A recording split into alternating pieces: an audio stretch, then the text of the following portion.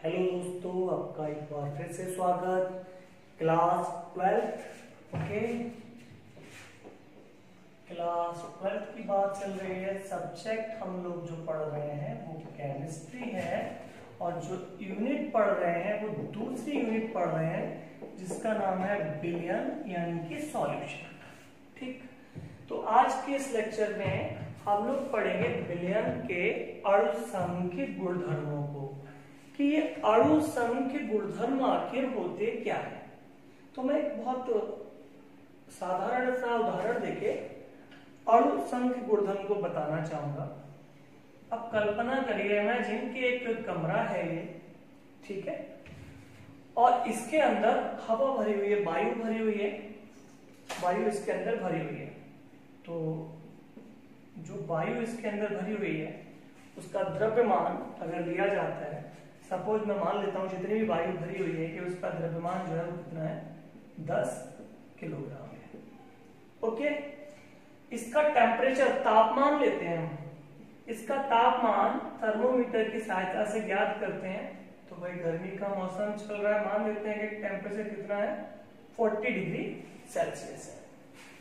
वर्तमान स्थिति हो गई, समझ में आ रही होगी बात। अब क्या किया जाता है कि इस कमरे के बीच से एक दीवार खड़ी कर दी जाती है और दीवार खड़ी करने पर ये कमरा दो बराबर हिस्सों में डिवाइड हो जाता है, बंट जाता है। अब मैं अगर आपसे पूछूं, ये तो प्रारंभिक अवस्था हो गई, अब बताइए इस वाले कक्ष में वायु का द्रव्यमान कितना है? बोलो भैया, 10 किलोग्राम थी ना वायु, अब क्या हुई, आधी आधी डिवाइड हो गई दो जगह। तो यहाँ कितनी, 5 किलोग्राम, और यहाँ भी वायु कैसी होगी, लगभग 5 किलोग्राम द्रव्यमान, दोनों में बराबर होगा, बराबर भागों में बांटा है। लेकिन मैं तापमान की बात करूं, तापमान पहले 40 डिग्री सेल्सियस था, कमरे को दो भागों में डिवाइड कर दिया, क्या 20-20 हो जाएगा? क्या यहाँ का टेम्परेचर 20 होगा? 40 है, कमरे को दो भागों में बांट दिया, तो इस वाले का 20, इस वाले का 20, कैसा पॉसिबल है कि दोनों का टेम्परेचर आधा आधा हो जाए? ये पॉसिबल नहीं है, ऐसा नहीं हो सकता। ऐसा होता तो गर्मियों में ना हम क्या करते, एक कमरे को 4 जगह डिवाइड कर लेते, पता चला टेम्परेचर 40 है, हमने कमरे को 4 हिस्सों में बांट लिया, टेम्परेचर 10 रह गया, आराम से इसी के मजे लो, है ना? नहीं पॉसिबल है। क्यों पॉसिबल नहीं है? तो मैं वही चीज यहाँ पे क्लियर करना चाहूंगा कि आपने देखा कि तापमान पहले भी कितना था, 40, और दो भागों में डिवाइड करने के बाद भी 40 ही है, तापमान न घटा न बढ़ा। मतलब ये तापमान एक ऐसा गुण है जिसका पदार्थ के अणुओं की संख्या से कोई संबंध ही नहीं है। वायु में जो भी गैसें हैं, जितनी भी गैसीय अणु हैं, गैसीय अणुओं की संख्या कम हो गई, आधी हो गई, तब भी तापमान उतना ही है। पहले गैसीय अणुओं की संख्या डबल थी, है ना, पूरे कमरे में थी वायु, तब भी तापमान यही था। अब दीवार खड़ी की है तो गैसीय अणुओं की संख्या आधी हो गई, तापमान अब भी वही है। तो तापमान एक ऐसा गुण है जिसका संबंध पदार्थ के अणुओं की संख्या से नहीं होता, लेकिन वायु का जो द्रव्यमान है उसका संबंध अणुओं की संख्या से होता है। कमरा जब दो भागों में डिवाइड किया तो वायु का द्रव्यमान जो पहले 10 था, कितना रह गया, 5। तो विलयन के भी ऐसे ही गुण होते हैं, तो मैंने समझाया, सामाजिक सामान्य एक समझ डेवलप हुई। अब हम चलते हैं विलयन के अणुसंख्य गुणधर्म से मतलब क्या है। कोई विलयन हमारे पास है, हम बात कर रहे हैं विलयन के उन गुणों की बात कर रहे हैं। विलयन के गुण भी दो प्रकार के होंगे। एक कोई विलयन ये भरा हुआ है, कंटेनर में रखा है, तो इसके अंदर कुछ गुण तो ऐसे होंगे, ठीक है, जिनका मान अणुओं की संख्या पर निर्भर करेगा, और कुछ विलयन के गुण ऐसे होंगे जिनका मान अणुओं की संख्या पर निर्भर नहीं करेगा। तो विलयन के वे गुण जिनका मान सीधे सीधे अणुओं की संख्या पर निर्भर करता है। किसी विलयन के वे गुण जिनका मान सीधे सीधे अणुओं की संख्या पर निर्भर करता है, वे अणुसंख्य गुणधर्म कहलाते हैं। जब अणुओं की संख्या बढ़ती है तो गुणधर्म का मान बढ़ जाता है, अणुओं की संख्या घटती है तो गुणधर्म का मान घट जाता है। उदाहरण यहाँ पे मैं कुछ लिखता हूं, बाकी डिटेल हम लोग पढ़ेंगे। जैसे परासरण दाब है, ठीक है, परासरण दाब एक अणुसंख्य गुणधर्म है। बाष्प दाब में अवनमन, ये सारे कॉन्सेप्ट हम डिटेल में पढ़ने वाले हैं। बाष्प दाब में अवनमन, क्वथनांक में उन्नयन, ठीक है, क्वथनांक में उन्नयन, और इसके साथ ही क्या होगा, हिमांक में अवनमन। सारी चीजें फ्यूचर में अभी जल्दी ही आपको डिटेल बताऊंगा सबकी। फिलहाल इतना समझिए, जो 4 गुण हैं आपको स्टडी करने हैं बिलियन टॉपिक में, और ये चारों ही गुण कैसे गुण हैं, बिलियन के अणु संख्या गुणधर्म है। जब जब अणुओं की संख्या बढ़ती है इनकी वैल्यू क्या होती है, बढ़ जाती है। जब जब अणुओं की संख्या घटती है तो इनकी वैल्यू घट जाती है। तो परासरण दाब अणुओं की संख्या बढ़ने पर बढ़ेगा, घटने पर घटेगा। बाष्प दाब में अवनमन अणुओं की संख्या बढ़ने पर बढ़ेगा, घटने पर घटेगा। क्वथनांक में उन्नयन अणुओं की संख्या बढ़ने पर बढ़ेगा, घटने पर घटेगा। हिमांक में अवनमन भी ऐसा ही होगा, अणुओं की संख्या बढ़ने पर बढ़ेगा, घटने पर घटेगा। क्लियर हो गई होगी बात। अब हम स्टार्ट करते हैं बात झिल्ली। झिल्ली मतलब मेम्ब्रेन, एक पतली परत, पतली चादर है ना, ठीक है। ये देखो, ये इसे आप एक झिल्ली मान सकते हो, डस्टर के भाग से डस्टर का ये अलग हो गया, तो ये क्या है, झिल्ली है, मेम्ब्रेन है ये, ठीक है। ये एक झिल्ली है और एक मेम्ब्रेन है। इससे मैं क्या कर सकता हूँ, किसी विलेन को छान सकता हूँ। इस तरह लगा दूं और ऊपर से ग्लास से पानी डालूं, सूती कपड़ा मान लो, सादा कपड़ा है, छान सकते हैं। कपड़ा भी एक झिल्ली का ही काम करता है। तो झिल्ली की बात कर रहे हैं हम, अर्धपारगम झिल्ली तक पहुंचेंगे हम। देखिए यहां पर क्या है, एक बर्तन है और एक बर्तन के अंदर बीच में मैंने एक झिल्ली लगा दी है, ठीक है। अब झिल्ली के इधर दोनों तरफ क्या लगाने वाला हूं मैं, इस तरफ ये छोटे छोटे जो अणु आपको दिख रहे हैं ये विलायक है, ठीक है। स्मॉल जो मैं डॉटेड दिखा रहा हूं ये विलायक के अणु हैं, शुद्ध विलायक। चलो विलायक है। अब विलायक के बीच में ये जो बने अणु दूसरे प्रकार के घोले हैं ये है विलेय। तो जैसा कि आपको पता है विलायक और विलेय दोनों मिल गए तो ये क्या बन चुका है, विलयन बन चुका है, ठीक है। इधर क्या है, ये देखिए शुद्ध विलायक, इधर सिर्फ विलायक है, विलेय मैंने लिया ही नहीं है। तो दो चीजें आपको समझ में आ रही होंगी, शुद्ध विलायक, इधर शुद्ध विलायक है, सिर्फ विलायक के अणु में डॉटेड, और यहाँ पे विलायक के साथ ये दिख रहे हैं ना दूसरे प्रकार के 2 टाइप के अणु हैं, ये विलायक का है और ये विलेय का है। विलायक विलेय दोनों मिल गए तो विलयन। अब झिल्लियां सामान्यतः 2 प्रकार की होती हैं। अगर ये झिल्ली इसमें से होकर क्या हो कि ये विलायक का अणु भी पार निकल जाए और ये विलेय का अणु चाहे तो ये भी पार निकल जाए, मतलब ऐसी झिल्ली जिसे विलायक का अणु भी पार कर ले और विलेय का अणु भी पार कर ले, इस प्रकार की झिल्ली तो पारगम्य झिल्ली कहलाएगी। पारगम झिल्ली का मतलब झिल्ली हो या ना हो की बात ही नहीं है, तो पारगम झिल्ली कोई मतलब नहीं होता। पारगम, विलायक भी पार, विलेय भी पार। अब मैं बात कर रहा हूं अपारगम। अब ये झिल्ली ऐसी हो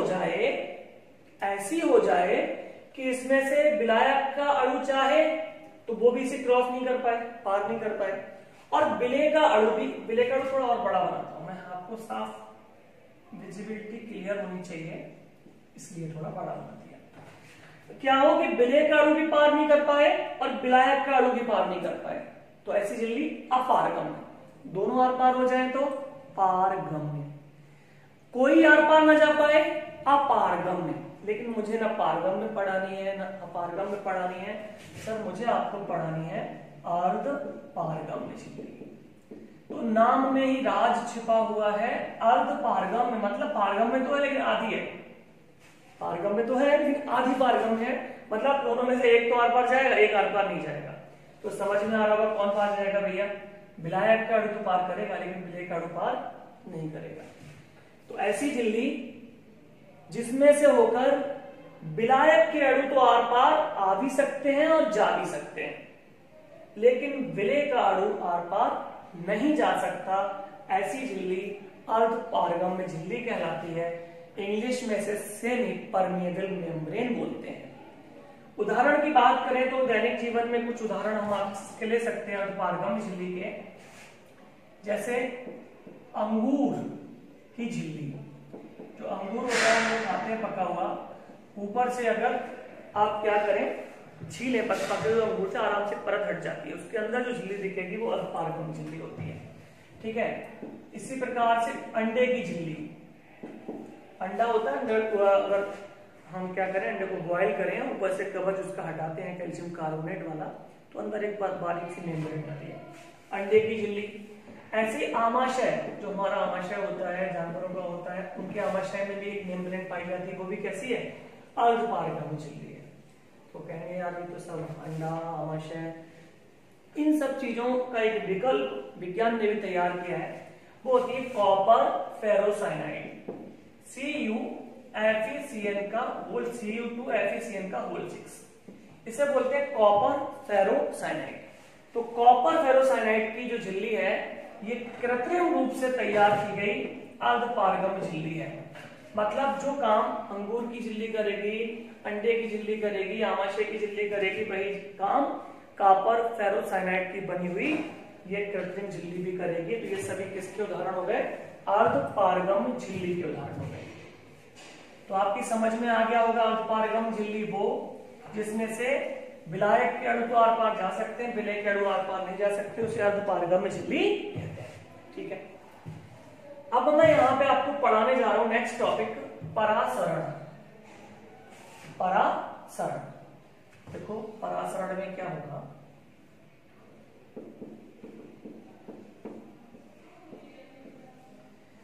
परासरण की एक शर्त है कि दो विलयन होंगे, दो प्रकार के विलयन होंगे, एक तनु विलयन होगा और एक सांद्र विलयन, मतलब एक पतला विलयन और एक गाढ़ा विलयन होना चाहिए।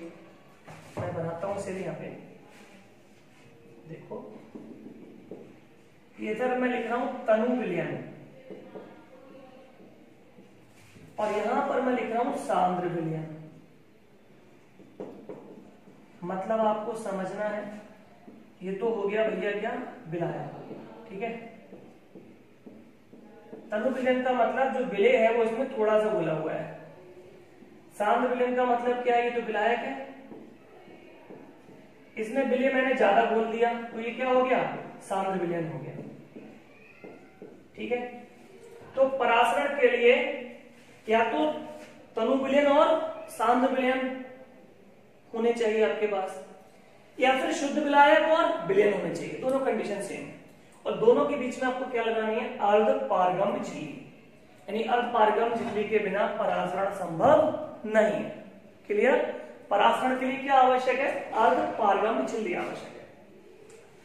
तो विलायक हो चाहे विलय हो, अगर आप उसे झिल्ली के द्वारा सेपरेट करेंगे तो विलायक हमेशा क्या करेगा, उस तरफ मूवमेंट करेगा जहां विलायक की मात्रा कम होगी, विलय हमेशा उधर मूव करेगा जहां विलय की मात्रा कम होगी। मतलब विलायक उधर जाना चाहेगा जहां विलायक की मात्रा कम है, विलय उधर जाना चाहेगा जहां विलय की मात्रा कम है। मतलब यहां उदाहरण दूं मैं, तो यहां विलायक ज्यादा है और यहां विलायक क्या है, इसकी तुलना में कम है, तो विलायक हमेशा अधिक से कम की ओर। मतलब चाहे विलायक की बात हो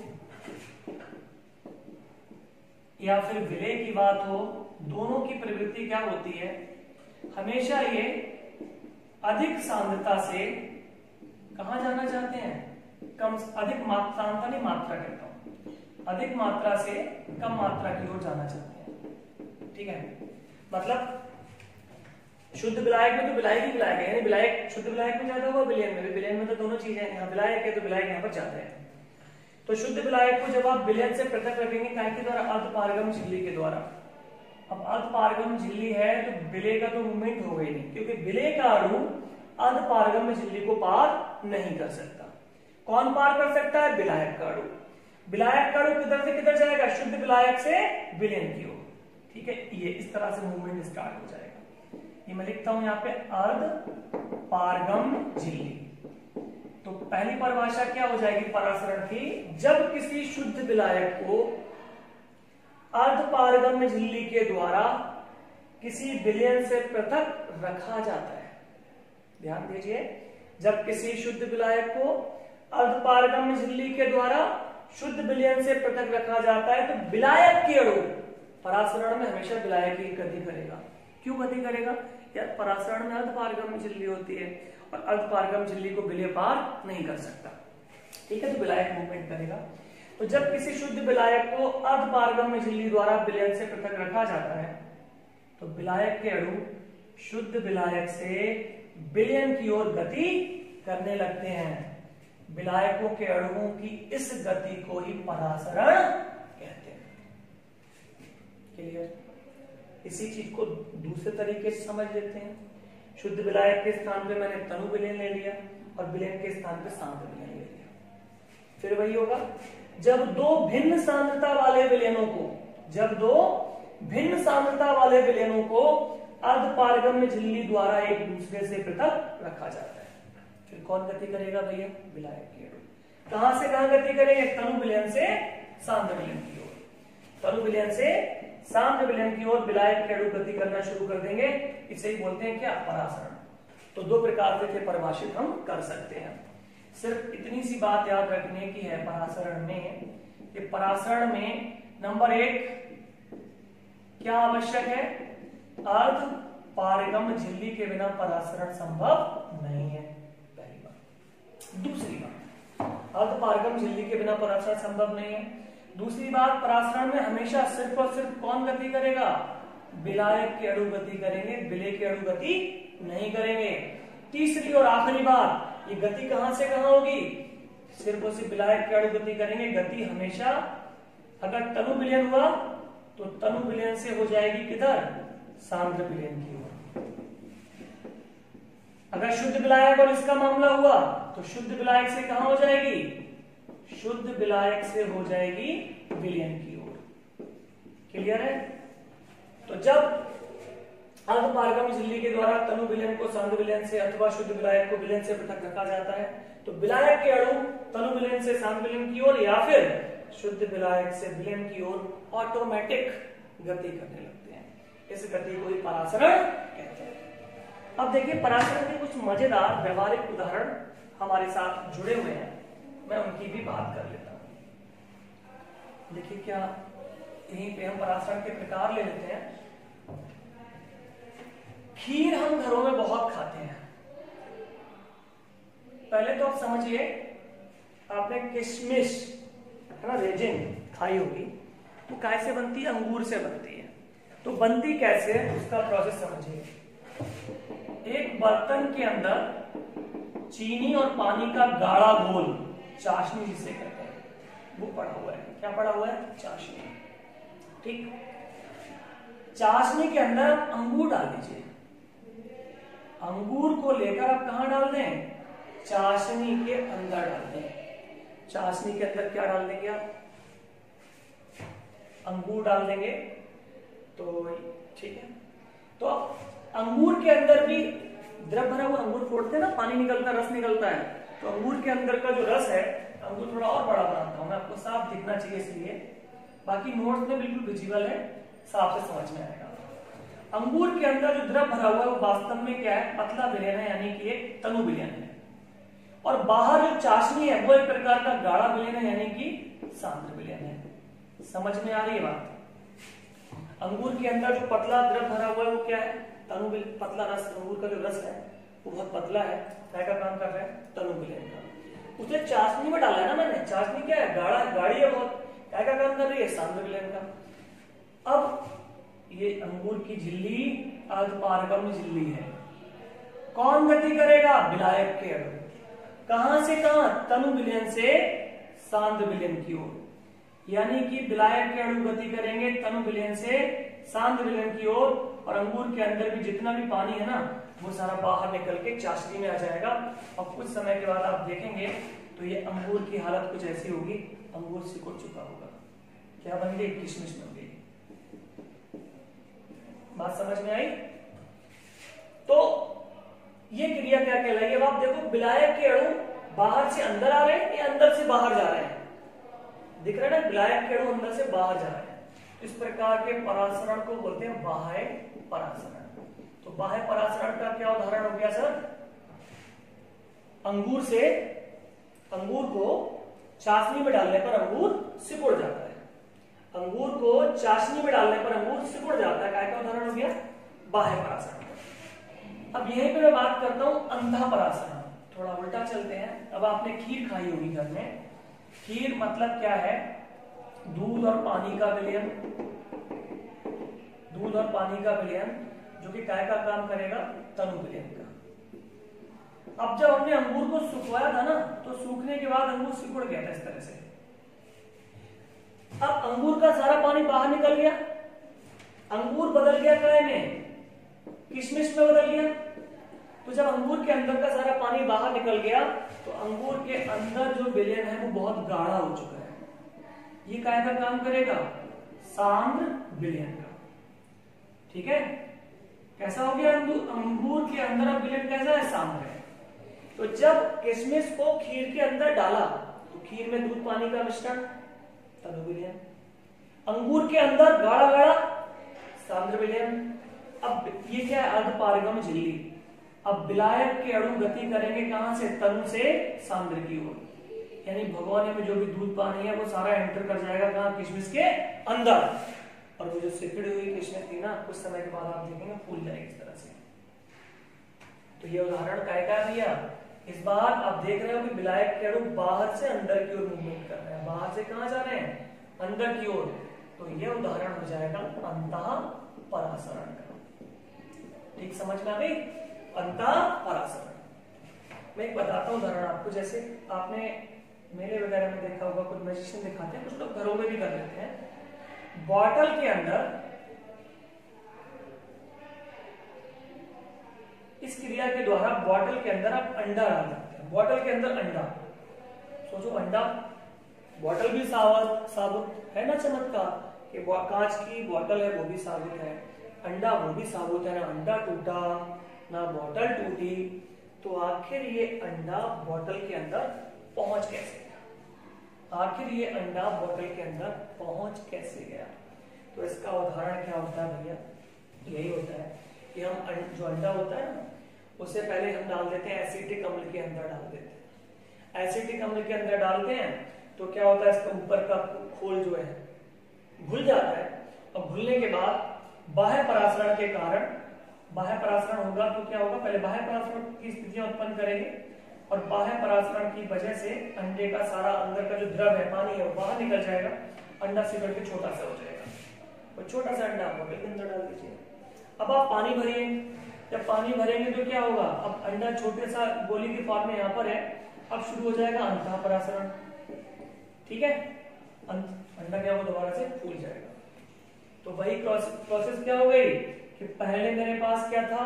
अंगूर। अंगूर से मैंने क्या बना दी?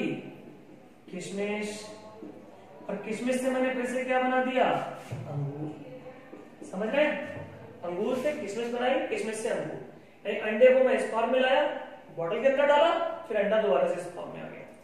चलिए डिटेल चाहिए तो मैं आप कमेंट करिएगा, मैं बता दूंगा। अब यहाँ पे विसरण और परासरण में अंतर है। भाई ये जो अर्धपारगम झिल्ली लगी हुई है, ये क्या कर रही है? इसने रोक के रखा हुआ है किसे? विलेय के अणु को। क्योंकि विलेय के अणु क्या करते हैं? विलेय के अणु अर्धपारगम झिल्ली को पार नहीं कर पाते। अगर ये अर्धपारगम झिल्ली यहां से हटा दी जाए तो विलायक के अणु तो तनु से सांद्र की ओर जैसे गति पहले कर रहे थे वैसे ही अब भी करेंगे। शुद्ध विलायक से विलयन की ओर जैसे गति कर रहे थे वैसे करेंगे। लेकिन झिल्ली के हटते ही जो विलेय के अणु हैं वो भी गति करना शुरू कर देंगे और विलेय के अणुओं की गति अपोजिट होगी। विलेय के अणु कहां जाएंगे? विलयन से विलायक की ओर। तो विलायक और विलेय दोनों के अणु गति कर रहे हैं और कहां कर रहे हैं? विपरीत दिशाओं में कर रहे हैं। इसे बोलते हैं परासरण नहीं, इसे बोलते हैं विसरण। विसरण के लिए किसी झिल्ली की आवश्यकता नहीं पड़ती है। जब दो अलग अलग सांद्रता वाले विलयन संपर्क में आते हैं तो विलेय हमेशा सांद्र से तनु की ओर गति करता है और विलायक हमेशा तनु से सांद्र की ओर गति करता है। कंफ्यूज ना हो तो याद करने का आसान तरीका, विलायक के अणु जैसे परासरण में गति कर रहे थे वैसे यहां पर गति कर रहे हैं। विलायक के अणुओं के मूवमेंट में कोई अंतर नहीं है। विलायक हमेशा तनु से सांद्र की ओर ही गति करेगा। विलय के अणुओं की गति शुरू हो गई क्योंकि हमने अर्धपारगम झिल्ली हटा दी है। तो विलय के अणु गति करेंगे कहां से कहां, सांद्र से तनु की ओर। तो विलायक और विलय दोनों के अणुओं की एक साथ, विलायक भी गति कर रहा है इधर से इधर, विलय जा रहा है इधर से इधर, विलायक और विलय दोनों के अणुओं की एक साथ और क्या है, विपरीत दिशाओं में गति विसरण कहलाती है। तो ये विसरण हो गया। लास्ट टॉपिक हमारा आता है विसरण और परासरण में अंतर। एग्जाम में कई बार पूछा गया है, देखिए आसान सा टॉपिक होता है लेकिन आसान टॉपिक ही आपको मजबूत बनाते हैं, है ना। एग्जाम में हमेशा ध्यान रखिए टॉपिक आपको आसान लग रहा है तब भी ध्यान से ही पढ़ना चाहिए, क्योंकि जो बहुत कठिन क्वेश्चन आएगा वो तो आपका कभी गलत होगा ही नहीं, क्योंकि वो तो आपको आता ही नहीं। गलत कौन सा करके आओगे, आसान वाला। तो आसान वाले पे भी प्रॉपर अटेंशन देना चाहिए। तो मैं यहाँ पर बताना चाह रहा हूं अंतर क्या है, विसरण और परासरण का। पहले चलो परासरण को लिख देता हूं, परासरण और विसरण। बाकी नोट्स में सब कुछ लिखा हुआ है, ठीक है। अब समझने पे ध्यान दीजिए क्या है। मैंने फर्स्ट बोला परासरण में आपको मस्ट है क्या, अर्ध पारगम झिल्ली होनी चाहिए, वरना परासरण नहीं माना जाएगा। विसरण में किसी अर्ध पारगम झिल्ली की आवश्यकता नहीं है। डिफरेंस का पहला पॉइंट। दूसरा पॉइंट, परासरण में मैंने बोला सिर्फ किसके अणु गति करेंगे, सिर्फ और सिर्फ विलायक के अणु ही गति करेंगे, जबकि मैंने विसरण में क्या बताया कि विलायक के अणु नहीं, विलायक के साथ साथ विलायक और विलय दोनों के अणु गति करेंगे। दूसरा डिफरेंस। तीसरा डिफरेंस, विलायक के अणु कहां गति करते हैं, तनु से सांद्र की ओर। विसरण में क्या होगा, विलायक के अणु तो जैसे यहां गति कर रहे थे तनु से सांद्र की ओर, यहां भी गति करेंगे तनु से सांद्र की ओर, लेकिन विलायक के साथ साथ विलय के अणुओं का भी मूवमेंट स्टार्ट हो गया और ये उल्टा होगा कहां, सांद्र से तनु की ओर। ठीक है, तो ये दोनों में सब में अंतर हो गया। एक टॉपिक हमारा कंप्लीट हुआ, कल पढ़ेंगे next topic. Okay, thank you for watching.